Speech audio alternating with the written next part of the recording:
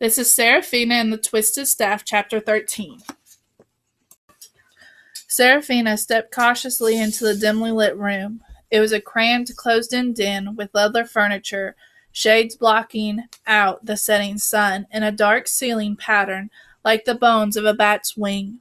This was not his usual office, but Mr. Vanderbilt sat behind the desk. She had been watching the master of Beltmore all her life, but she had never been able to figure him out. He was a man of immense wealth, but quiet word, a refined, bookish gentleman with a slight frame and slender hands. He had shrewd, dark eyes, black hair, and a black mustache. "Come into the room," he said, gravely. He seemed to be in a grim and unforgiving mood. As she and Braden stepped slowly forward, she saw something out of the corner of her eye. A man sitting in the shadows, unmoving, studying her. She couldn't help but pull in a deep breath. Her heart began to beat heavily in her chest, marking times like a slow, powerful drum. As her eyes adjusted to the darkness of the room, she began to see the stranger's features. To her surprise, it wasn't the elderly man she'd seen walking into the forest with Mr. Vanderbilt. This man's straggly, rat-brown hair fell to his shoulders, and he had a short goatee. He stared at her with intense, unrelenting eyes. He might have been handsome in the past, but so many raised gray scars traced his face that she could see an entire history of battle here against both blade and claw. It was a wonder he had survived them. His brown woolen coat and shoulder cape were matted and wind-worn, tattered at the edges, like he had been on the road for many years. As the man looked at the scratches on her face and the bite wounds on her hands, it felt like something was crawling up her spine. The muscles in her body twitched and tensed, wanting to fight or flee. He could see too much, terrifying images flashing through her mind. A gray-bearded man in a wind-brimmed hat stepped onto the road. The snapping jaw of a white-fanged hound and the black silhouette of a figure sitting in the carriage as it pulled away. Had this man looked out of the carriage and seen her? If he had seen her at all, he could have only caught a glimpse of her as she ran away.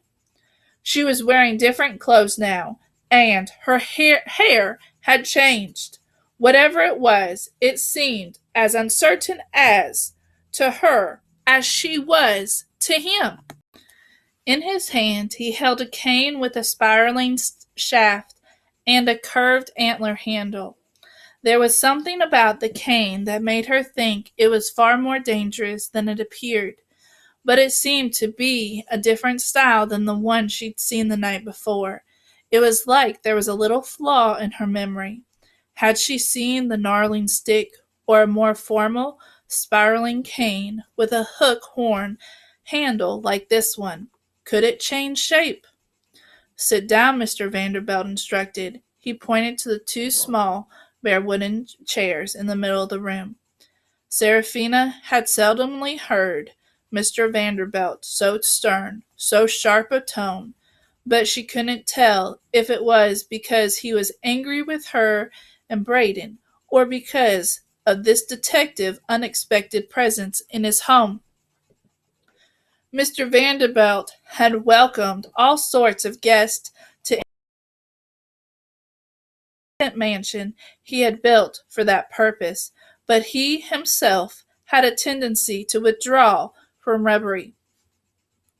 He often sat in a quiet room by himself and read rather than in bed with others.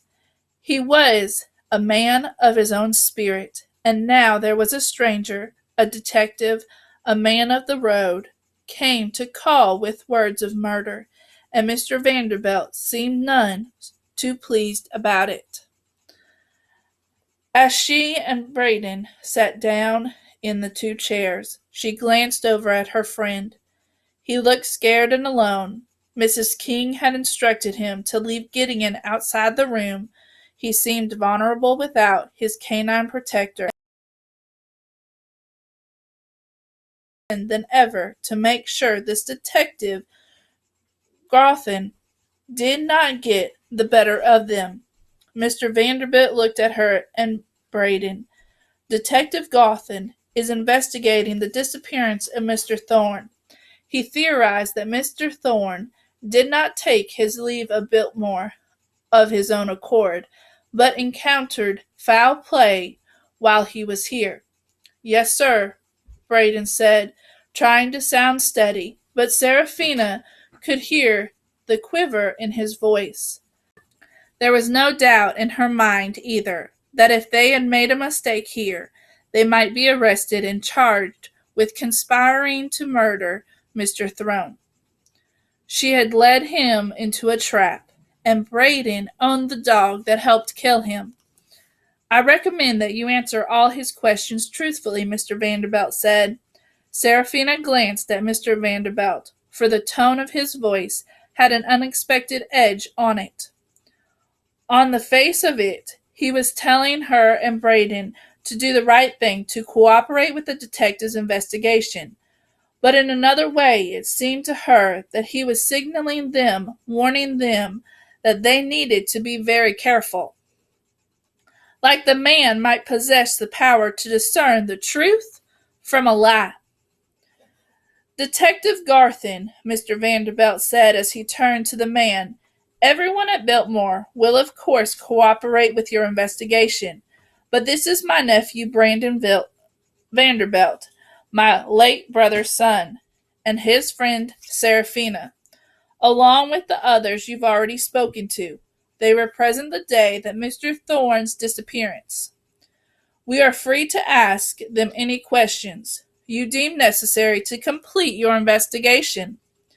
The detective nodded, then spoke to Mr. Vanderbilt in a serious tone. You don't have to be present for this questioning. Whoa, Serafina's thought. He just asked Mr. Vanderbilt to leave the room. No one asked Mr. Vanderbilt to leave anywhere. It was his house. Serafina could sense the tension increasing between the two men. I will remain, Mr. Vanderbilt said equivocally. Detective Garthen looked at him and seemed to decide that for the moment he would not argue with the master of the Biltmore. Instead, he pivoted his head slowly towards Serafina. She swore she could hear the sound of the ticking cartilage as he turned his head.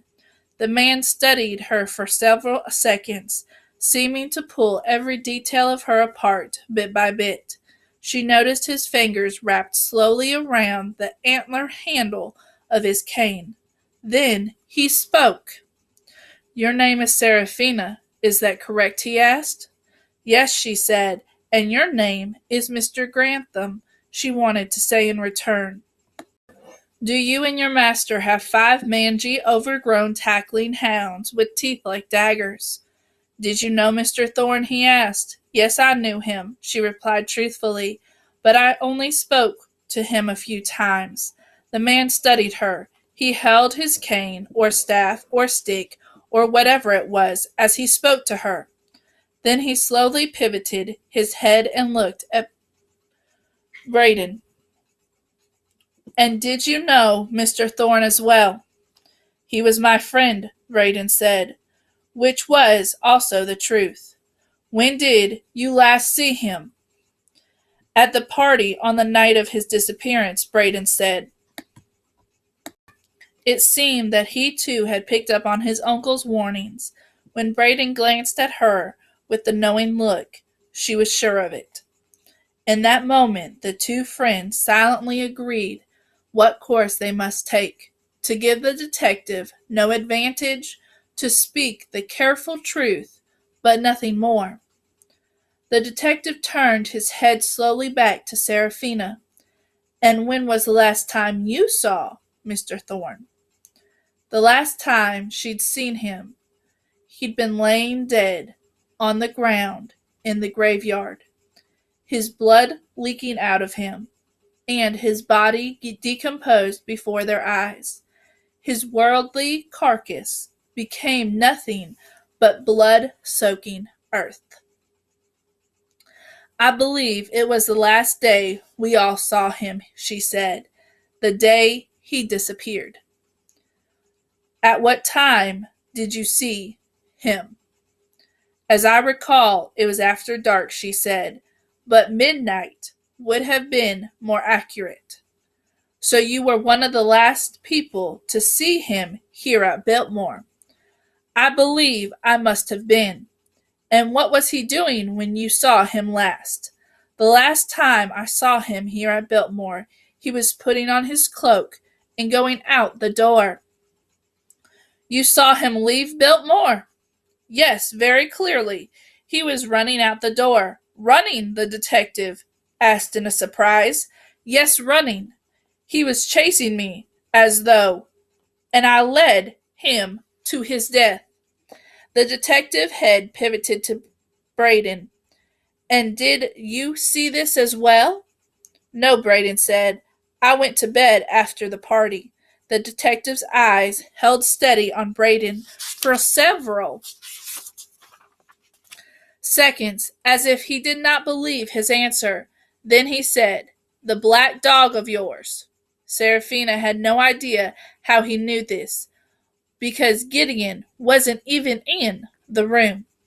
Yes, Braden replied uncertainly. The dog is almost always with you, but you say you went to bed early that night. How and when did the dog suffer a wound to its right shoulder? Braden said, confused and disturbed by the question. How was the dog wounded? The detective pressed. I did not see him get hurt, Braden said truthfully. But when did it happen?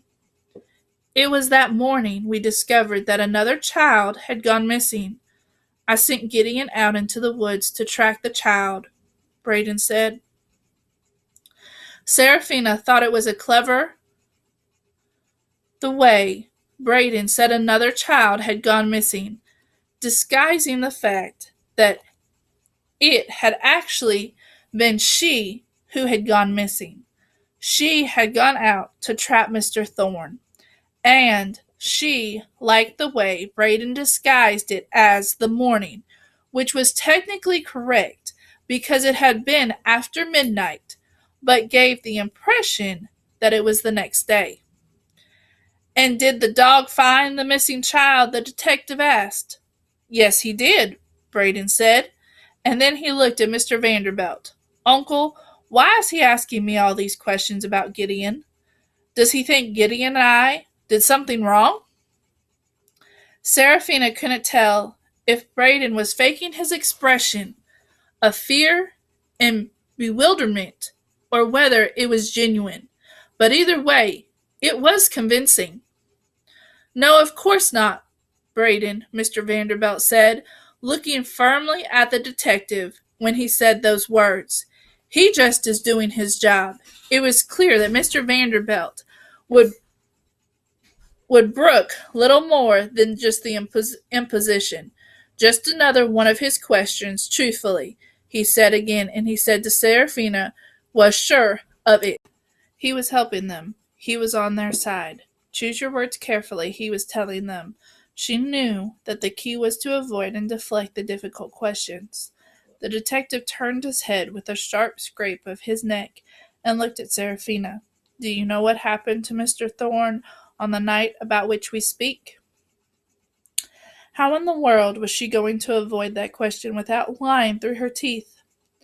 She could already see the exerting the gallows and trying the nose of her neck. God rest his soul, she said abruptly.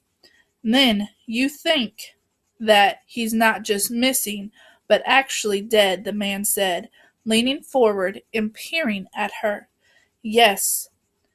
How do you know this? Because he has not returned. But do you know how he died? Did you see a body? Was there some sort of unnatural force involved? In those last few words, the rat betrayed himself. What was he truly looking for? When he said unnatural force, did he mean black magic? The man in the forest had instructed his dogs to hunt down what they called the Black One. This man wasn't just looking for Mr. Thorne's murderer, he was looking for the Black Cloak. You haven't answered my question, he pressed her. I believe a powerful force must have surprised him and killed him, she said. Everyone in the mountains know that the forest is filled with many dangers. And then she remembered the expression that Easy had said always spooked her. Maybe the old man of the forest is up to his old tricks again. The detective's expression widened when she said those words. What kind of powerful force are you talking about? I think there are forces both good and evil in the forest, and you believe it was these forces that killed Mr. Thorne? The detective asked. It could be, she said. What was she saying was that it has been the good force rather than the evil ones that killed Mr. Thorne. Mr. Vanderbilt leaned forward. I don't know where your questions are going, Mr. Grantham. I suggest we proceed with the other people on your list. I have no more questions for these two, the detective said sharply, not looking at Mr. Vanderbilt. Serafina could feel the barely controlled intensity rising within the detective. It was as if he had come in the disguise of a civilized person, a police investigator, but now his true character was beginning to show itself. He thrusted his hand into his pocket and brought out a silver clasp engraved with its intricate design, a tight bundle of twisted vines and thorns. Serafina's heart began to pound in her chest. Now there was no doubt. The detective had found the remnants of the Black Cloak. That meant he had indeed been out to the area of her mother's den. A flush of new fears flooded her mind. She could feel the heat rising in her body. Do you recognize this? The detective asked her. The pulse of her blood thumped in her temples. She could barely hear his words. Do you recognize this? He asked again. It appeared to be the clasp from the article of clothing, she said, trying to keep her voice as flat and undisturbed as possible. But you're not answering the question, he pressed her. Mr. Garthen, calm yourself, Mr. Vanderbilt warned him. Do you recognize it, Mr. Gartham? Asked her, ignoring him. It looks as if whatever it once held is now set free, she said. But have you seen it before? He asked again, gripping the handle of his cane like he was going to swing it around, and wield it like a weapon at any moment. She felt a great weight pressing in on her, but as she pretended to examine the clasp, she noticed that something was different. The tiny faces that had been behind the thorns were gone now. I have never seen a silver clasp with that design, she said, at last finding the way to new with the truth. The detective stared at her for a long time, as if he knew she was deceiving him, but could not quite frame the words to trap her. Detective, we need to move on, Mr. Vanderbilt pushed him. I have more questions, the detective insisted, his voice filled with aggression, his eyes locked on Serafina.